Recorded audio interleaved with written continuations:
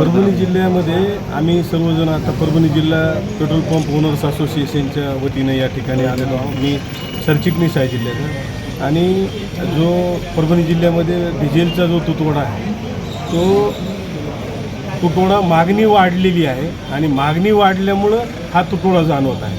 मागणी कशामुळे वाढली? शेतकऱ्यांचे खरीपाचे कामं सुरू आहेत आणि ते खरीपाच्या कामाला लागणारा जो डिझेल आहे ते वाढीव प्रमाणात लागत आहे आणि कंपनीचा जो पुरवठा आहे तो मागच्या वर्षी जो हिस्टॉरिकल जो आहे मागच्या वर्षी ज्या पंपानं जेवढा पेट्रोल डिझेल उचललं होतं तेवढंच कंपनी सप्लाय करत आहे। त्याच्यामध्ये वाढ अपेक्षित आहे, किमान 20% 25% जर वाढ कंपनीनं वाढवून दिला माल तर निश्चितच हा जो प्रॉब्लेम दिसत आहे हा कमी होईल। आणि पॅनिक सिच्युएशन, पॅनिक बाईंग करतायत लोकांना असं वाटतं की 15 दिवसानं पेट्रोल मिळणार नाही, डिझेल मिळणार नाही, त्याच्यामुळं लोक म्हणजे एकदम जम्बलिंग करून ते जास्तीत जास्त साठा करण्याचा प्रयत्न करत। तसा साठा किमान लोकांनी करू नये आणि तो नाही केला तर निश्चितच सुरळीत सर्वांना माल मिळेल, सर्वांना डिझेल मिळेल आणि लोकांनी पॅनिक बाईक करू नये।